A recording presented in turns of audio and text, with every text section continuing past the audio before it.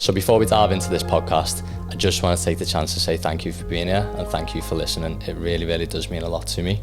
If you are enjoying the podcasts and you are looking to support, then if you could just please press the subscribe button. It really does help me, and it also helps get eyes on the amazing guests that we've got on. Olivia, Dan, thanks very much for coming on the podcast. Oh, thanks for having me. No worries, I appreciate it. And this obviously is an interesting one for me because arthritis, as you know, is kind of where this podcast was born a little bit. Yeah, absolutely. And the idea came from. So to have someone on speaking about something obviously that I've got, yeah, it interests me. And I'm always looking to learn about the condition myself and things that I can obviously do to help myself. So sure. I know with you it's a little bit different. So yours is from juvenile. So Juvenile Chronic Arthritis. Yeah.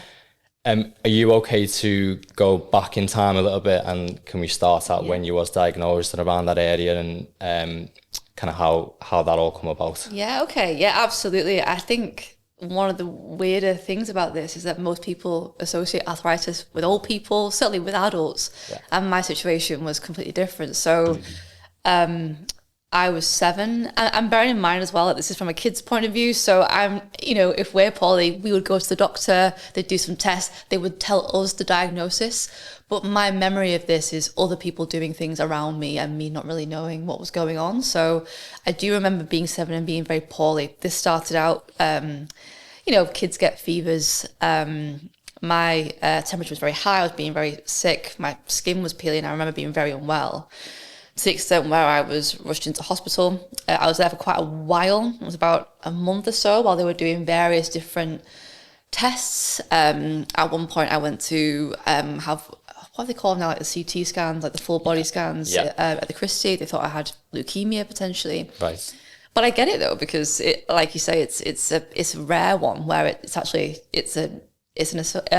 disease that we associate with older people rather than younger people. Yeah. But yeah, eventually after a couple of weeks of trying to figure out what on earth was going on, it turned out to be juvenile chronic arthritis. So the juvenile part speaks to anybody under 18, and the chronic part refers to anywhere that bends. So this was an arthritis that we were talking before about. You had problems with your feet recently. Yeah. For me, it was literally all parts of my body that bend and make shapes. Yeah. So exactly, I think the most predominant feeling about this illness for me, certainly when it was at its peak, was, as I remember it, less about the pain of it and more about being very frustrated that I couldn't move at all. I couldn't even hold up a book to read. So really? You just have to lie there for a very long period of time.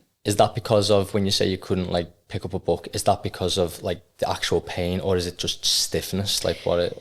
I recall it being stiffness. It literally feels like being a prisoner in your own body. And if you think about how many bones have to bend for you to hold a ball like this, so think about your wrist rotation.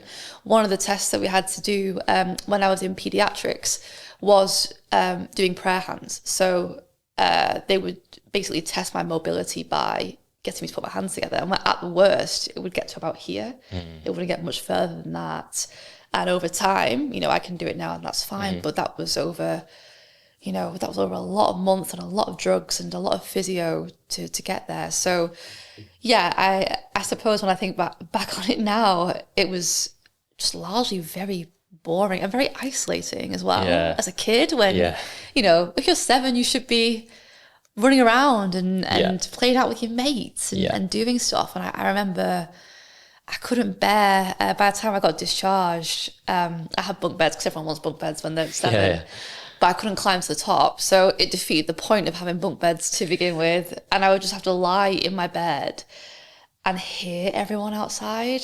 Yeah, playing. That's difficult. Yeah, that was rough. Do you know, leading up to that then, so obviously up until the age of 7, was there any signs he was going to come down with anything like this? There was nothing at all. I think, just a very average baby. They say that these things can be genetic. And I know that both my grandma and my nana have arthritis, but I I don't think that, that's an age thing. It's less to do with having it when Yeah. you're younger. So it was just one of those bad rolls of the dice, really. Yeah, I'm guessing as well around that time, when you was in hospital and stuff like that, was there anybody else like with the condition there when you was there that you could like relate to, or was there not? No, not that I know of. And it was a very weird environment to be in because I guess you're in effect, you're kind of like a resident in the hospital. Yeah. I've never been in hospital for as long since because they were trying all these different drugs. Steroids were the wonder drug at the time, so I was on those for a long, long, long period of time. Yeah. But it wasn't just, well, I didn't know anyone who had juvenile chronic arthritis, but there were kids on that ward who had other different chronic illnesses and some kids who were terminally ill as well. So it was a very strange, quite scary environment to be in on your own as well. It was no one's fault, but my mum had, my little sister who was maybe 2 when this was going on, and she couldn't drive. My dad worked away Monday to Friday, so a lot of that experience was me alone, and I think that's definitely had kind of repercussions in my adult life. But the main thing at the time was trying our best to get some mobility back. It did feel like going from being normally very sick, very feverish, to suddenly stuck. That's exactly what it felt like they couldn't really move at all. Did they come in waves, like flare-ups? Yeah, there would always be flare-ups. When it was at its most volatile, anything could trigger it, really. There wasn't really a one trigger thing. Now that I'm older, I find that the biggest triggers are to do with temperature. So if it's very, very cold, I get what I call like the claw. So I'm a writer, I need to use my hands a lot. And if I've commuted to work and it's very, very cold, I sometimes will have to just wait for my hands to defrost, and I'll have to bend them out and manipulate them so that they feel ready to get working again. But certainly, at the time, it would come in waves. And that was quite demoralizing as well, because when you feel that you're on the way up, maybe you've taken these awful drugs, but you're feeling a bit better, to have a random flare up. I used to get it quite a lot in my ankles, I remember. It can just feel a bit like, oh, what was the point then? Definitely. Like you mentioned, the mental health impacts. Obviously there's a massive impact physically, but the mental health side of it's huge as well. And I think as an adult, you can kind of, I can think of all the things that I would feel now in that situation and stuff that I have felt and stuff like that. But as a kid, when you wasn't the worst and you was like lying in bed and stuff like that, and you wasn't able to move and things, like what are you thinking as a child? Like, can you remember any of the thoughts? Because I know there's the whole thing about like, why has this happened to me kind of thing. Is that the type of stuff that goes through your brain when you're a child as well? Like, do you remember them? I think there was a lot of that for me, certainly there was a sense of, why me? What have I done wrong to do this? And like I say, I could hear my friends playing out on the street and being like, this is just rubbish. Will it ever get better? That was the main thing. Like, will this ever stop? And I suppose it's odd when I think about it now. In a weird way, I actually wouldn't change it though, because I remember, so I said before about the bunk beds. And like I say, I couldn't hold a book or do anything because I was just immobile. But I remember that there was like slats, like to hold up the bed above you. And obviously wood has got like those like walls or like the patterns in the wood. And I remember the one directly above my eye line looked like a plane. And so I would do this, like just play this fun game to myself of like, okay, I'm on a plane. Where am I going? Well, what would I do next? Who would I visit? And I think the irony of something so terrible happening to me was that it made my creative mind and imagination very strong. I was going to say, you must have a good imagination. A really good imagination from being very little. And I now I think I work in a job where my job is to come up with ideas and to think left field and outside of the box. And would I have been able to nurture that skill as well if I hadn't been doing it from such a young age? It's probably made a massive impact. I would hope so. That could be, one of the good sides of this for sure. You mentioned as well, like previous to this, about your kind of relationship, like physically then as a, you know, growing up and stuff like that, and just that side of things. So how much of an impact did it play on just like the mental aspect about like physically for you as well, growing up? I think a lot of it was just feeling like a sore thumb rather at all times. So when I left the hospital, they gave me like a child Zimmer frame, which, as you can imagine, you know, is a kind of core point for bullying at school. And then it moved on to crutches, but again, that was a really formative lesson in a weird way, because what I learned was, and I did get really badly picked on for a long time, because kids are awful, aren't they? And they will do these things if there's a kid that has something other about themselves. But what I realised was, if I could be the first person to make the joke about my old person's Zimmer frame, or like my weird extra legs, or whatever it might be, no one else could do that. And there's a power in being funny, and there is a power in taking the mick out yourself, if you like. Exactly. So it's something I guess I still do now. I'd be the first person to take the piss out of myself, or you know, or try and make light of something. But I found that was such a useful defense mechanism, again, at a very young age. And it also helps you, I mean, I wouldn't say I was cool, but it gives you a different thing to offer a social group when you can't maybe join in with sports day, or you can't, you know, be fast at swimming, or you can't, you know, play out as normal kids do. If you can be the person that people go to for a laugh, then it allows you some social currency to fit back in with your friends.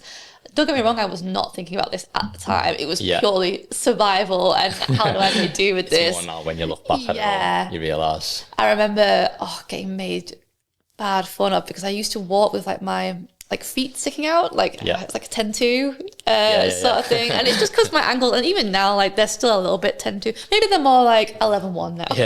Coming a little bit. They're coming a tiny bit. But you just got to roll with it. And like I say, if you can be the first person to go, oh, look at me. Oh, yeah, definitely. It helps deflect from maybe how you're really feeling about it. Yeah, that probably helps you a lot, didn't it? Yeah, definitely.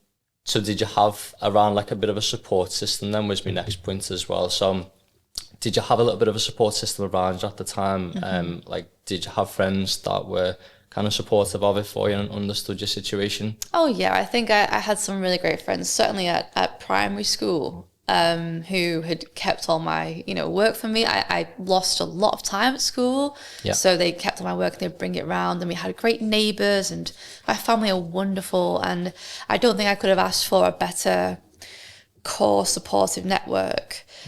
I think if I could go back now, obviously maybe more as an adult rather than me as a child, I just wish that there had been more support for me psychologically. I think growing up on the back of that, because, and I see this a lot, I have friends who have other chronic illnesses, and it's funny that their experiences are kind of the same, where we go into so hard on treating in my case, very physical problems, the fact that my joints can't bend the right way or whatever it might be.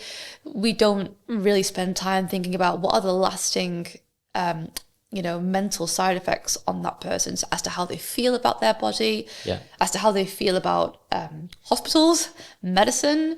The reason that I mention this is because I had quite an extensive period of therapy in my late 20s, and all of this sparked from my granddad was really poorly. He'd gone into hospital and I couldn't go. I've had this for a long time now, where my sister was in a hit and run accident. It was awful. She was in hospital. I went once and I just felt physically ill. I just couldn't go in again. And I think people can brush these things off all the time, can't they, by saying like, oh, the hospitals give me the heebie-jeebies or whatever. I don't feel that way about anything else. So I thought, no, there's something, what's going on here?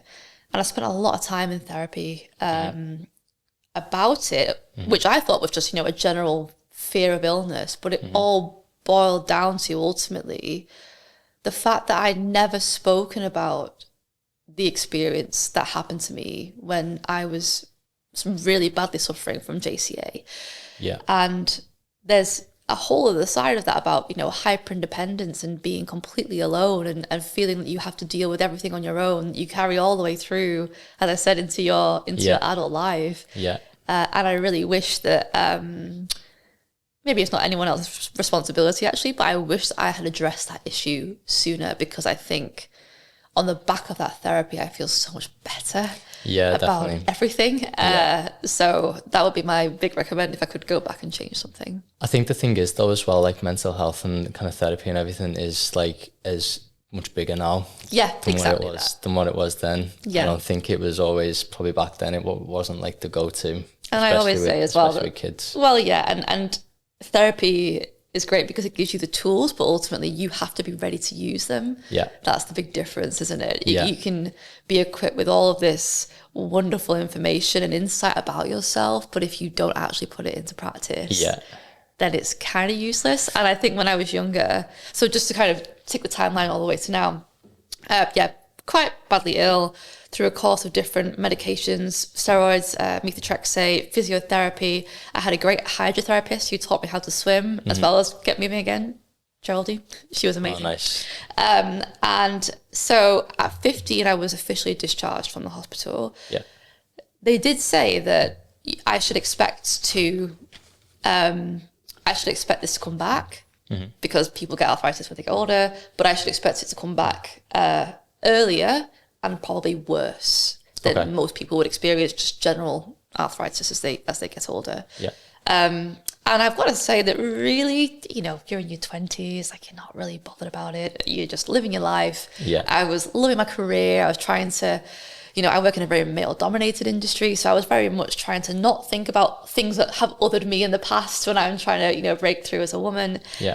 And it's really only been in my 30s that I've been a bit like, oh, okay, I'm feeling some twinges again, and actually I'm getting some swelling again, and things are getting sore.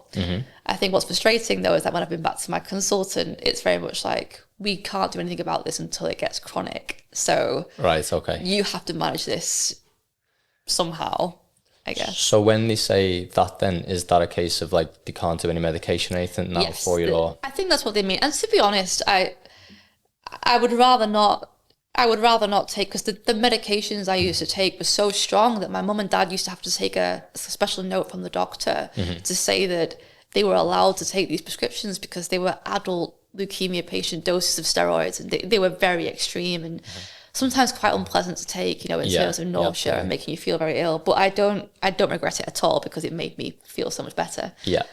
However, that being said, I would rather try more maybe holistic methods. I tried different diets before to help, and I've certainly done a lot more heat therapy to try and help with my more stickier points, I guess, in the winter.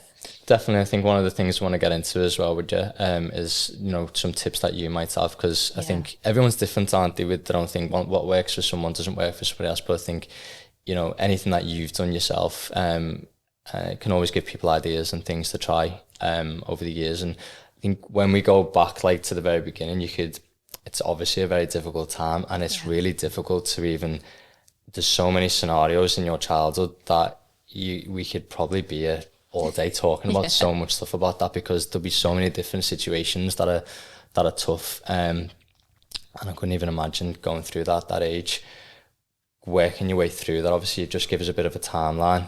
When you got to a point where, did you get to a point where you could see a bit of like light at the end of the tunnel? Can you remember kind of a time when things started to ease down and life got a little bit?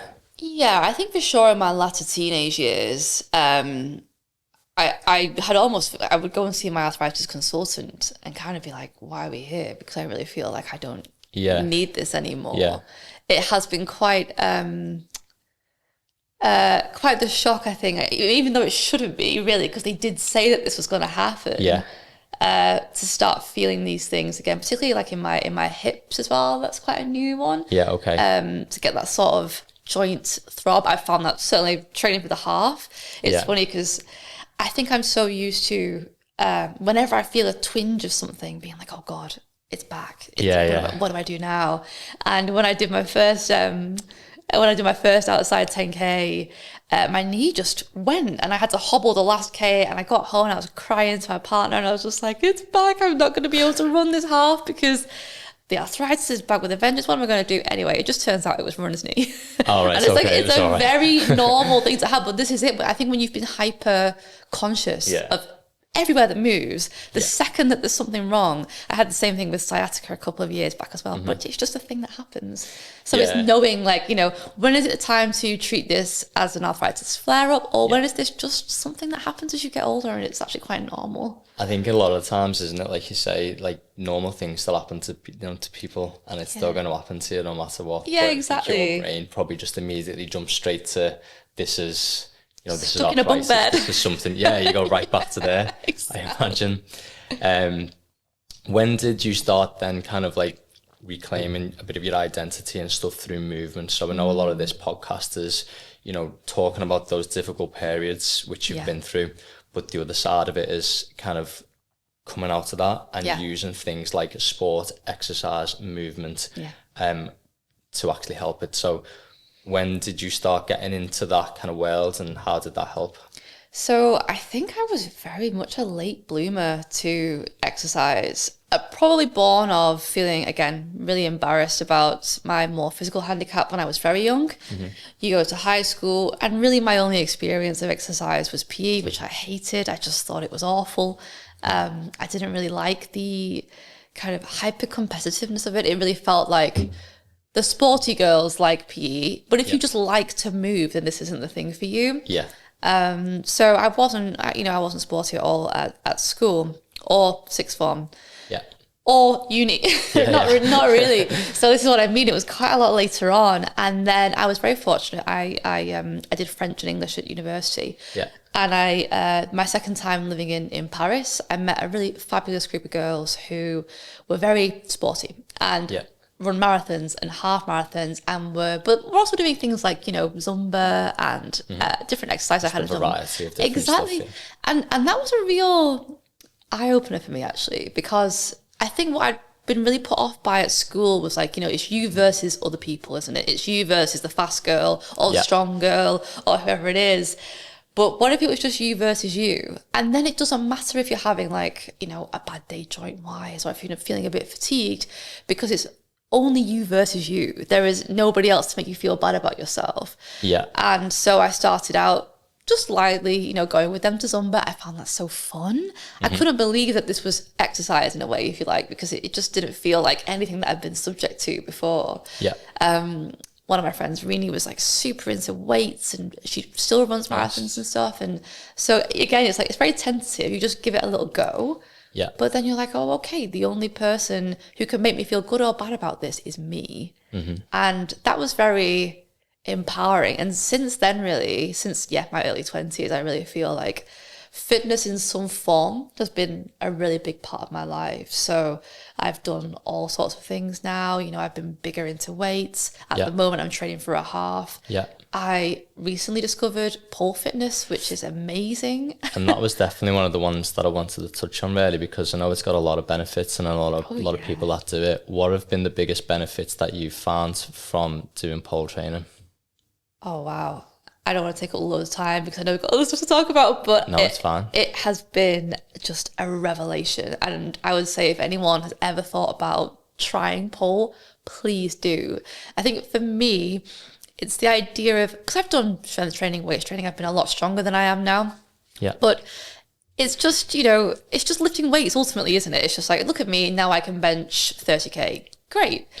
Pole is using strength to do something beautiful. It's an art form in the sense, more like a dance, really, but you have to be strong. There's no shirking away from that. And it's hard, and you get covered in bruises, and it's difficult, and there's, you know, stages to go through to get to certain moves. But because it's physically challenging and it's mentally challenging, because obviously there's the skill aspect.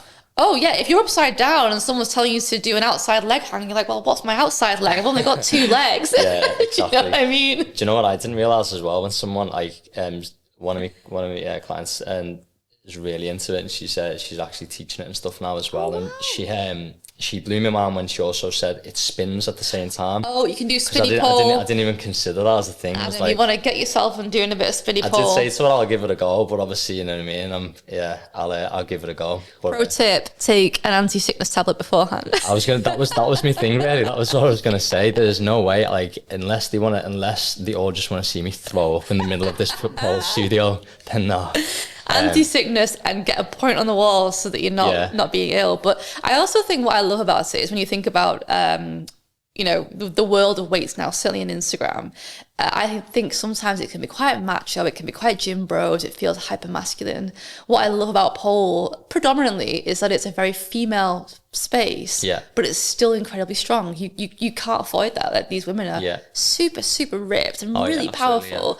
But I would also say that it's very diverse in terms of body types. So that was another nice thing for me. It was so cool to see, it's not body perfect women who are doing this. And I'm certainly not either, but there's something very empowering about, because pole stuff is small as well. You have to have skin exposure so you can stick to the chrome. Yeah.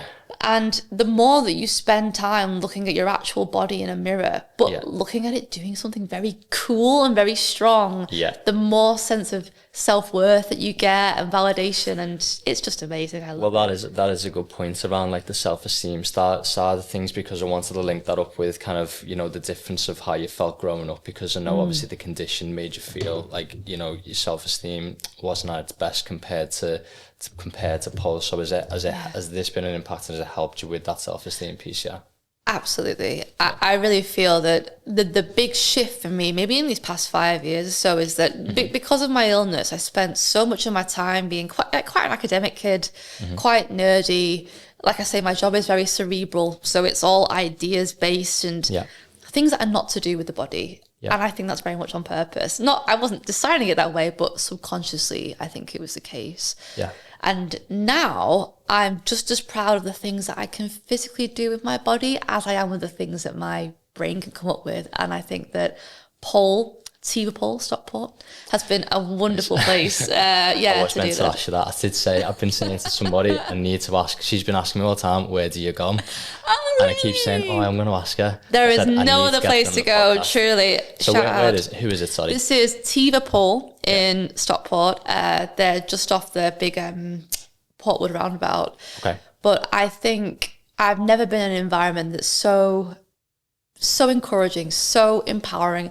It's wonderful to see, people who are younger, older, moms. My mom goes with me, and I think that's really cool. And it's a nice environment. It's a lovely environment. And like I say, I think if you were ever just a bit curious, just go for just a trial lesson even. But I think you'll get hooked, because I definitely was.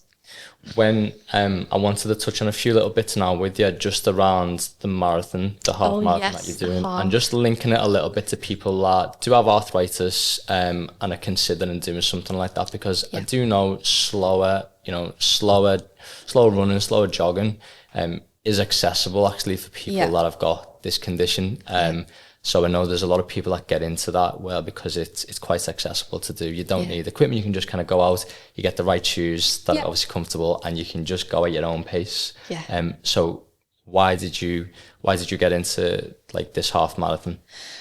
Wow, okay, so it was January, and I'd said to my partner that I wanted to maybe be more vocal about my experience with arthritis. So here we are on a podcast.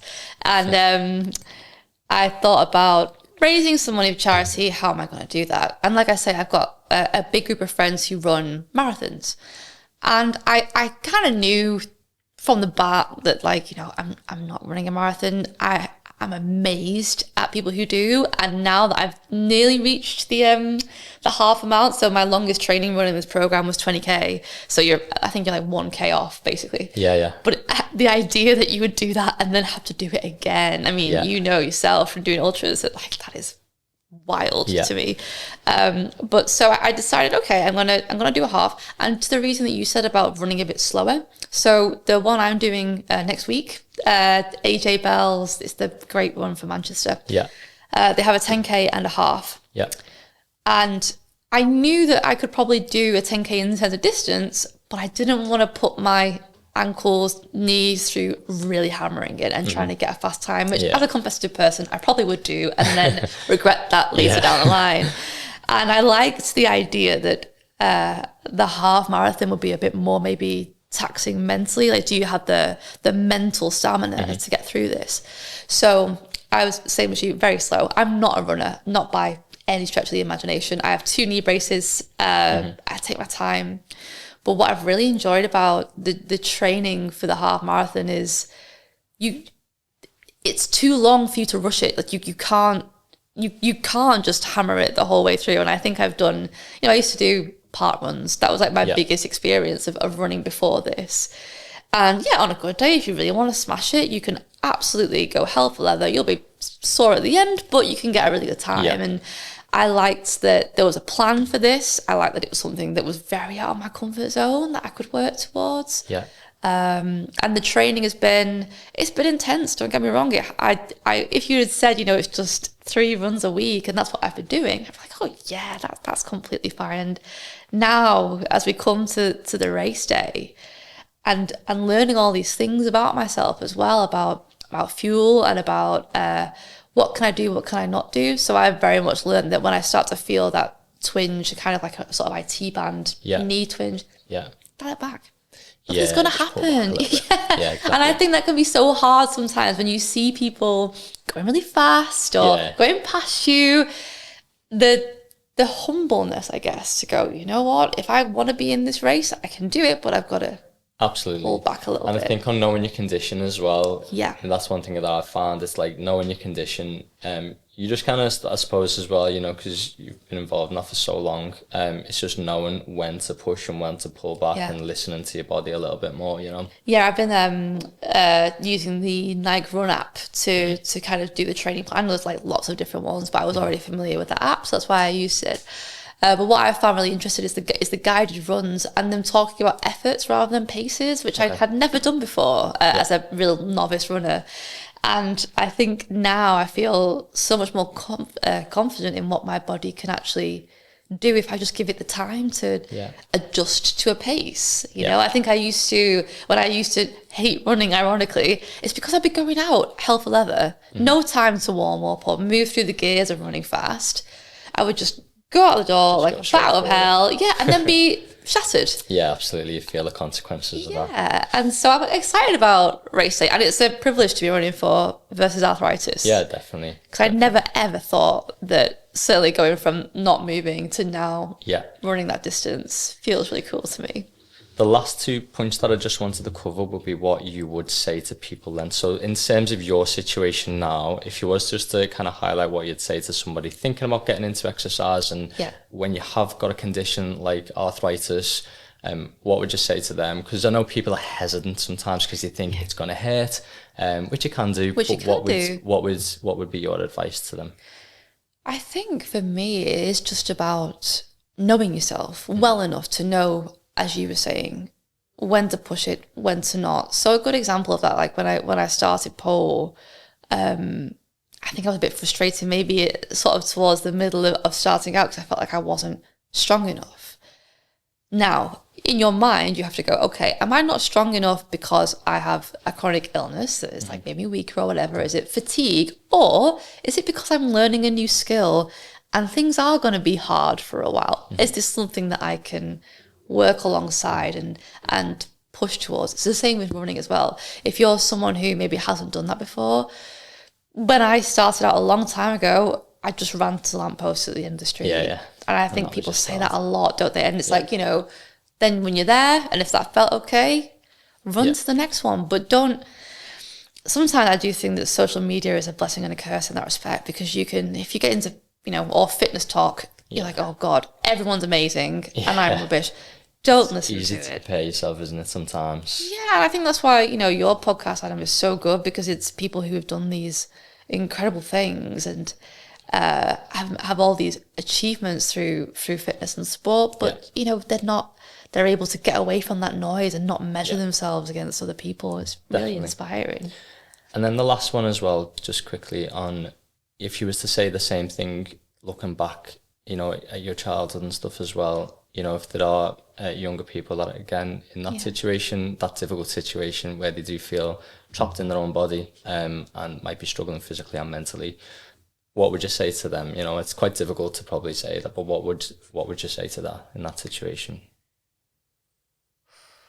I think it is hard, because when you're in the thick of it, it can really feel like, there isn't really a light at the end of this tunnel. But that is what I would say, is that this too shall pass, and don't feel that this is going to be this way forever, because it won't. You've survived all your bad days, is what I always think. And if you can carry on and find something that you really love, it might be sport and fitness, it might not be. It might be another passion that you have, but there are always ways to adapt, and there's always things that you can do so that you can feel alive. I always say now that people talk about having a death wish, and I feel like my arthritis and the way that it made me feel very mortal, I think at a very young age, gave me a lot of a life wish. Like it really did kind of make me want to do everything to the max that I can do, and that meant for me traveling, going to a good uni, making friends in different places, pursuing a career that I really love. Only recently has it really become about fitness and sport, but I guess I'm an example of, it can be very bad, but it can get a whole lot better, and just don't lose that hope, because whatever